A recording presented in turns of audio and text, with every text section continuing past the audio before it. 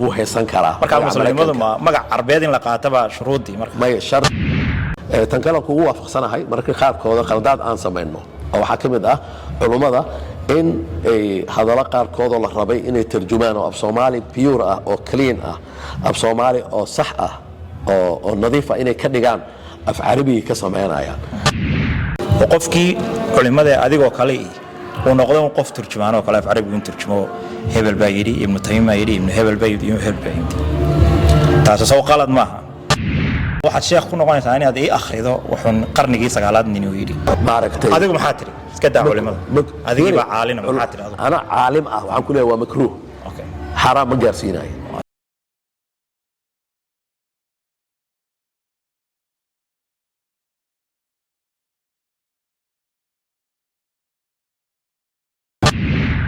السلام عليكم ورحمة الله وبركاته داود يا لالكني وتلفزيون KSTN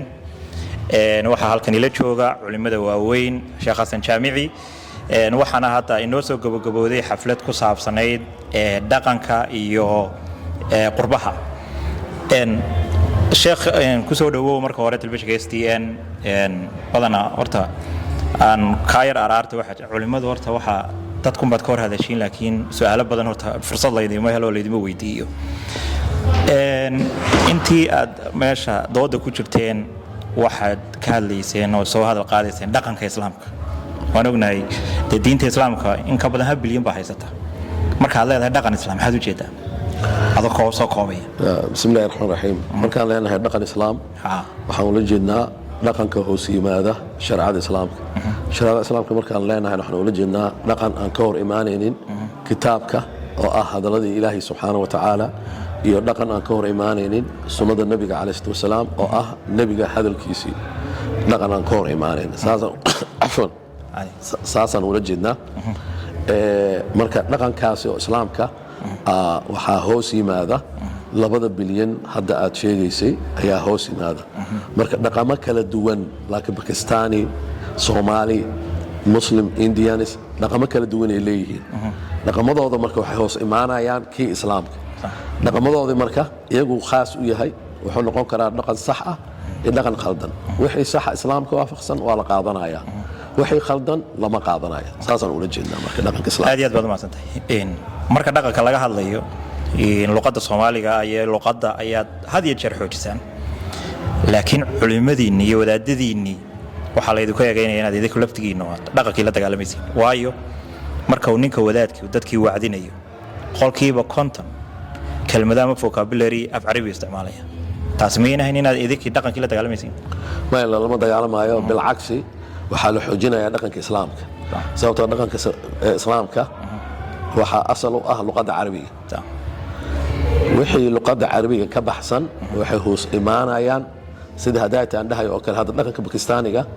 لغة باكستانك ودقن كباكستاني وهو سيم هذا لكن لغة داسا وحي هو إيمان إيسا لغة عربية لذلك رسولك عليه السلام اللغة العربية هذا وحين نقطي لغة قف كستو مسلم أولية أنا قال له كان باكستاني قال له كان عربي قال له كان مركا عرب كمان نقونيسيد مسلم تكون نقونيسا أو كليوه سببته أو لغة عربية لكن كي كلام صومالي إلى عليه واجب هذا عي صومالي ده بقول ومسلم لفتي هذا وحي كنيسا وحي صومالي دقن كودا انت سوبر ودن لا ilaali luqadan inta suuban ay ku jirtaa marka su'aasha si kale inaad weydiisay ahayd oo ah see li isugu miisaami karaa dhaqankii Soomaaliga luqadiisii luqadda Soomaaliga sidii aan ugu hadli lahayn in badan hadda barnaamijyada aan bixiyo kale wixii af Soomaaliyan ku hadlaya tan kale kugu waafaqsanahay marka qaarkooda qaladaad aan sameeyno oo waxa kamid ah culimada in ay hadalla qaarkood la rabay inay tarjumaan oo af Soomaali pure ah oo clean ah af Soomaali oo sax ah oo nadiif ah inay ka dhigaan af Carabi ka sameeyaan taas waxyaalaha culimada lagu qabsan karo aan u baahanaa inaan saxno mesela markaan dhahay alxamdulillah inaan dhaho waaye mahad ilaahi ana macnaheedu dadka si u fahmaan markaan dhahayo oo kale rasuulka kaleey salaam sallallahu alayhi wa sallam markaan af Carabi aan ku dhaho oo sunnada ay tahay inaan fiisi aan ula jeedo naxariistii ilaahay nabigeena ilaaha gaarsiiyo alayhi salatu wasalaam marka dadka afkooda hooyo in wax lagu baro waa sax at the same time in la tusiyo luqadan Carabiga inay tahay luqadii Quraanka luqadii ilaahay luqadii koowaad luqadii weyneed luqadii islaamka oo dhan ay hoos imaanayeen. in waxyaabaha kale dadku isweydiiyaan wadaadada ku dhaliilan waxa weeye in dhaqamadii carabta ay soo minguuriyaan oo Soomaalidii ku soo minguuriyaan oo salahan waxa la oranayo magacyada carabta مثلا Khalid iyo waxyaabahaas Umar iyo magacyo muslim oo magac muslim iyo magac galba kala jira yes magac muslim iyo magac gaal waa kala jira in magacyo qowmiyadda carabta ay lahayd ka dhigto qof muslina maya Charles magac gaal waay gaal kaliya la baxo qof muslim lama baxo hadduu soo islaamo oo uu rabo magacaas inuu sii haysto culimadu waxay question gareeyaan oo su'aal waxay weydiiyaan magacaasi magac wax xun tilmaamaya miya mise ma aha hadduu wax xun tilmaamaynin wuu haysan karaa marka muslimadu ma magac carbeed in la qaataba shuruudii marka maya shardi ma ahan laakiin magac fiican in la qaataa shardi ah tusaalan ku tusinaya ninaan yimid rasuulka sallallahu alayhi wasallam wuxuu yiri magaca markaasoo dhahay xusni la dhahaa xusni macnaheedu waxa weeye murugo waay rasuulku wuxuu dhahay bal anta sahlo xusni waxa weeye wax murug oo dhiban waay sooma qof sahlana tahay uu dhahay waa ka bedel magaca sahal uu bedelay magac carbeed waxa magacu watay laakiin magac fiican ma ahayn magac fiican oo carbeed uu bedelay waayo dhaqankii markaas carab waha laakiin ninka marka John la yiraahdo John aadhan waa Yahya oo kale John waa Yahya hadduu qofku muslimo waxa la weydiinayaa John ma rabtaa inaad haysato maadaama magac xun uusan ahayn oo Yahya uu ka tarjumayo mise waxaad u bedelaysaa Yahya mise magac kala qaadanaysaa laakiin laguma qasbayo hada su'aash weydiis ma la qasbayo ma laguma qasbayo qofka Soomaaliga soo haray magac Soomaali ma la qaadan karaa ha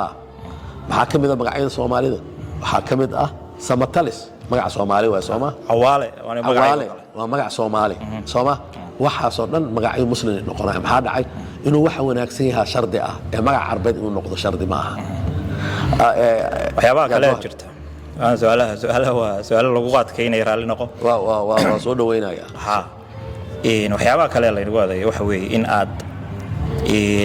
aad soo minguurisiinuun keliya muxuu ahaa culimadii hore carabta ee qarniyadii hore tegey oo aan waaqicigan imkaan la joogin oo qofkii culimada adigoo kale uu noqdo qof turjumaan oo kale af carabi uu turjumo hebel baa yiri ibn Taymiyyah yiri ibn hebel baa yiri hebel baa yiri taas soo qalad maaha ma qalad maaha midkaas waa ka saxaya culimadii hore asalkii shariicada waay iyaga haddii iyagoon jirin kawan hadaa kama nin nabiga 300 sanadood u dhaxaysay waa ku saxaya sababtoo ah haddii aad dhahdo kawan imaam Shaafici wuxuu dhahay dhan ma akhrinayo nabiga xadiiskiisa toos u qaadana adoo luqad carabi yaqaan xitaa saas ma dhigi kartid sababtoo ah nabiga calaysalaam isaguna sibuu u fahmay adna soo sidii uma fahmin laakiin adiga cilmigaaga oo kooban lamid ma ahan kii ka horeeyay oo cilmiga badnaa wuxuu shaqo soo qabtay marka waxaad dhihi kartaa waxaan ku dul dhisayaa wixii culimadaas wateen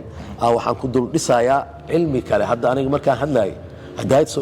soo idin idinkoo fadhiya waxaan fatwoonayaa soo ma dhihi saxde taas way aniga sheekh xasan aan dhahay sama ma dhihi sheekh kale ka keenaya waxaan saas u dhahayaa waxaan isku kalsoonahay 40 sano oo diin aan baranayay 5 jaamacadood islaami aan wax ku bartay inaan fatwo bixin karaan isku kalsoonahay marka laakiin waxaan rabaa inaan ixtiraamo culimadii hore markaas waxaan idin soo qaatay imaam Shaafici wuxuu yiri imaam Maalik wuxuu yiri imaam Ahmed wuxuu yiri imaam waxa uu ninkaas yiri ninaan Soomaalina ahayn oo qarniyadii hore noolaa oo aan waaqiciga maanta jira aanan shaqo ku lahayn inaad soo qaadato u turjunto soo faa'iido darama bilcagsi waa marka lagu celinayo cilmiga ay soo dhiseen waxa lagu dul dhisayaa واقع ما أنت أقول لهاي واحد شيخ كنا قلنا ثاني هذا إيه آخره وحن قرن جي سجالات نيويري ها ساسا شيخ كنا قلنا صوبته هذيك البيان كل شيء جاية صوبته قرآنك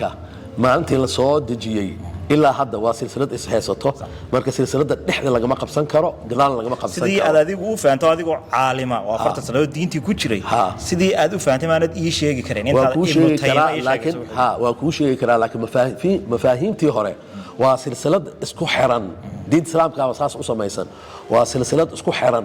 oo la raba in meesha laga sii kaxeeyo ana wiilkaygaan rabaa inuu caalim noqdo hadii wiilashada wiil kamid waxaan u diyaarin inuu imaam noqdo laakiin waxa laga yaabaa afkaar badan inuu iga doonaan doono sababtoo waaqac uu ku noolaan doono uu ka duwan waaqac aniga ku noolaan doono waa uu ogolahay taas laakiin waxa rabaa base inuu haysto meel uu ka duulo inuu haysto aabiisu ka haysanaya ana sheekh kale sheekh maxamed garyare ama shuyuukh kale sheekh maxamed macalin oo kale oo iga horeysay silsiladaha waa dheer yihiin ta labaadna shuyuukhda soomaalida anaga ma inkarno taas maan rabaa inaan kuugu daro sheekh maxamed garyare aan sheegaa sheekh maxamed macalin aan sheegaa sheekh maxamed garyare wuu joogaa waa 90 jir meelahaasi sheekh maxamed macalin wuu dhintay ilaahay u naxariisto sheekh maxamed dhagaxtuur aa jiro tafsiir aan ka soo akhristay sheekh aadan sheekh cabdulaahi aa jiro wuu dhintay ilaahay u naxariisto culimadaasaan ku halqabsaa soo tafsiiraan ka soo bartay sheekh ibraahim suuley aa jiro kutub badan oo axaadiisaan ka soo akhristay waa ku hadal qabsadaa marka silsiladaa jirta oo soomaaliya maaha silsilad carbeed oo keliya waa sax waxaa kaloo jirta waxyaabo yaryar oo aanan diintu xaaraantinimeyn in la boonbooniyo tusaale ahaan haddaad sheegaysa muusiga waxaa la isku waasakhtay inaan wax xaaraantinimeyna jirin laakiin waxa aad cuskanaysa inay tahay xadiisyo daciifa iyo sheekooyin hebel baa yidhi hebel baas yidhi hebel baas yidhi laakiin caawa waxaan caddeeyey axaadiista sheekhii dhahay axaadiista muusikada xaraam ka dhigaysa waa daciif waxay lahayd xaaraantinimeeye waa wax cad fiiri wuxuu dhahay muusiguna kuma jiro laakiin muusika fiiri ilaahay subxaana wa tacaala qur-aanka wuxuu leeyahay in huwa ilaa waxyin yuuxa waxyiga marka laga hadlaayay aayaddaas waxay ka hadlaysa rasuulka alai slam wuxuu ku hadlo waxyiguu la mid yahay wuxuu rasuulka ku hadlo waa waxyi qaala allah qaala rasuul allah waasaan aaminsanahay nebiga wuxuu leeyahay xadiis saxiix ah macaazif muusiga sanadood kadib saw nin ninka saxiixiyey imaam bukhaari la yidhaahdo waa nin lagu kalsoon yahay dariiqada uu ku saxiixiyey in hadalkaa nebiga u yiri inuu sax yahay marka dariiqadaasi oo saxda ah oo culummada oo dhan ay waafaqday cid ma khilaafi karto marka ninkii hore oo dhahay ninkii hore oo dhahay haddii xadiiskan la soo helo inuu sax yahay aniga xadiiskaasaan raacsanahay waxbaa ka dhinnaa wixii ka dhimnaa gadaashiisa la ogaaday xadiiska daliishatay nacam horta xadiiska iyo sida loo tasxiixiyay waa topican kuugu iman doono masaajidka hadii la hayna waa igu imaanaysaa waa laakiin xadiiska daliishatay xadiis hada aqliga gali kara maaha ka tiri waxa soo bixi doono qoom xalaashaday muxuu ahaa siinada iyo waxyaabaas waxa afarta saddexda kale aad sheegtay waa ilaahay ba xaaraantinimo waa loogiya goorma markaan biisiga la xaaraantinimeeyad afarta ku darayso rasuulka ku daray kuma darin rasuulku wuxuu dhahayna haddaan diidno waxay la mid tahay wamaa aataakum rasuul faquduuhu dha ilaahi subxana wa tacaala rasuulka wax ala wuxuu idiin keena qaata talabaad in huwa ilaa waxyin yuuxa rasuulka calayhi salaam wuxuu ku hadlo waxyin yuuxa dee xadiis maaha waa kitaab quraanka rasuulku wuxuu ku hadlay rasuulku wuxuu ka hadlay waa waxyi afan soomaa maa dalla saaxibukum wamaa gawa rasuulka laga hadlooyaa saaxiibkiin waa nebiga calaih salaam ma aha nin waddadii ka lumay waa nin waxyi ku socdo waaye wuxuu ku hadlo waxyi waaye marka hadduu qofka inkiro dad waxaa jiro la yidhaahdo qur'aaniyiin macnaha qur'aanka keliya wuxuu xarimo ayaa xaaraan ka ah wixii axaadiista quraanku soo maaha axaadiista wixii axaadiista ay xarimeen wuu diidayaa qofkaasi wuxuu kala qaybiyey soo xadiisyo badan oo quraanka ka hor imanaya soo ma jiro waxaa jira ku saxiixa ku yaalo oo nebigu rabay oo yiri nebiga rabay inaad keento waay wax ka hor imanaayo ma laha aniga waxaan cilmi ahaan u bartay xadiis kale lagu keeno waa igu imaanaysaa xadiis kasta oo dadkeena kelmadda miisiga asalka waxa uu ah horta durmaanba oo qalabka biyaanooga la tumo asalkiisu waa durbaanka iyadoo la ogol yahay xadiiskii ogolaaday ayaan keennay talabaadna rasuulka waqtigiisa la sameeyay isagoo jooga hortiisa lagu sameeyay wuu ogolaaday ma diidin laakiin aalaadkan soo baxay waxaa imaan doona u dhahay rasuulka calayhi salaam imaan doona waa isaga waqtigiisa ma joogin laakiin macaazif markuu dhahayay wax la garaacayo oo cod samaynayo aa loola jeeday calaa kulli xaal muusiga xadiiskaasaa haysta culummada oo markii hore diidaneed ama sheekhii hogaaminayay wuxuu ogolaaday haddii xadiiskaas sax inuu noqdo la soo ogaado waan raacayaa adigu maxaad ka leedahay inta iska dayso anigu waxaan ka leeyahay sheekh ah oo wax soo bartay maxaad leedahay miisiga maxaad ku diiday sheekhaaga sheekh xasan haddaad dhegaysanaysid xadiiskaasi waa sax baarisaan ku sameeyey maadaama sax uu yahay dadka durbaan ha tumaan hadda ninaa yimid nimcaan soo lama dhaho ninkaasaa yimid nin heesaa ahay waana culummada aan ku taxnayaan ka mid ahay u dhahay waa soo dhoweeyey wuxuu dhahay maxay ugula talinaysaa waa u sheeg waxaan dhahay durbaanka iyo codkaaga qurux badan iyo hadallo aad dooratay haddaad samayso haddii lacag aad samaysataa wax ka badan aad samaynaysaa sababtoo ilaaha ku barakeenaya waddadii rasuulka ugu dambayntii sheekhaygaa tahay maxaa kaa qoraa musigu xaaraanba mise xalaal adoonan iraacin adoonan odhan sheekh hebel iyo waxaad iga qoraysaa musiga marka laga reebo durbaanka iyo daayta waxaan dhahay haddaa xasuusto culummada qaar waxay ka hadleen waxyaalaha kombiyuutarka lagu sameeyo oo aan ahayn aalaadka culummadu waxay dhaheen makruuh waayo marka culummadaasi mucaasarka ah oo dhehaysa durbaanka ku ekaada aan waafaqsanahay musiga in la joojiyo macaasiftaas inay xaaraam tahay aan aaminsanahay isla markaasna waxyaalaha kombiyuutarka sameeya oo aan ahayn aalaadka khalabyada aan ahayn culummada makruuh dhahday ama maaragtay adigu maxaa tiri iska daa culimada adigiiba caalina maxaa tiri adigu ana caalim ah waxaan ku leeyahay waa makruuh xaraam ma gaarsiinayo aalaadka maaragtay oo kombiyuutarka sameeyo laakiin musiga caadiga ah mas'aladaasi adoon kala goynaynin waa xaaraam aalaadka kombiyuutarka waa karaaha waayo in qof sheekhu yidhaahdo waxaas waa xaaraam aayaddii suuratu nisaa ku jirta in ilaahay yidhi waxaan dhii fasilnay anaaba kuu sheegay ilahi wuxuu quraanka waqad fasala lakum ma harrama calaykum aayaddaasi ilahi wuxuu leeyahay waa caddeeyey waxyaalaha xaaraamta ah markuu leeyahay waa caddeeyey ilaahay wuxuu ku caddeeyey qur'aanka ama nebigiisuu u sheegay calayhi salaatu wasalaam nebigana wax jeebkiisuu kala imaanaya ma jiraan waxaana diyaar ku ahay anytime inaad ii timaado insha allah tabiga waan iskuga imanaynaa maadaama aad sheekh weyn tahay waa su'aalo badan bay dadku idii qabaan maaha kuwaan anigu iska keensan that's why aan rabo inaad soo booqato su'aalaha badan aad soo diyaariso sababtoo ma rabno dadka xitaa ani weli waxaan ka soo horjeedaan kuu sheegayaa waxaan ka soo horjeedayaa dadka rabaan dadka diinta inay ku ciriiriyaan afaan sooma waxaan ahay sheekh adduunkii aakhirada isla fahmay marka wixii sax ah waxaan ku dhahayaa waa sax anoo aayad iyo xadiis ku keenayo nolosha adduunka qofka inuu dareemo waayo raaxo isagoo muslim ah oo ciriiri uusan dareemin sababtoo xadiisa wuxuu leeyahay addiinu yusr diinta waa fudayd ku dhaqankeeda marka ma rabno dadka inay dareemaan culays qofka waxaan rabnaa markii diinta ku dhaqmaa inuu dareemo qof caadi inuu yahay oo raxmad ilaahay subxaana wa tacaala soo gaarayso oo raaxo uu ku jiro ma rabno inuu qofku inuu dareemo in ciriiri uu ku jiro sababta rasuulka waa dhahay addiinu yusr ana diinta waa fudud way fududahay ku dhaqankeeda way fududahay walan yushaada axadun qof ma adkeeyo ilaa way ka qaalib noqonaysaa marka ilaad adkeeyo ma rabno rasuulka calayhi salaam wuxuu siduu u dhahay calayhi salaam inuu dhaho anagana jaabkeena kama dhexayno diintan waxaa soo dejiyay ilaahay subxaana wa tacaala rasuul uu u soo dhiibay annaga waxaan nahay muballiqiin kuwii gaarsiinayay dadka waayo aad iyo aad baad u mahadsan tahay adoo mudan insha allah warayskaad naga aqbashay daawadayaashuna aad bay u mahadsan yihiin su'aalo badan oo aad culimada u qabteen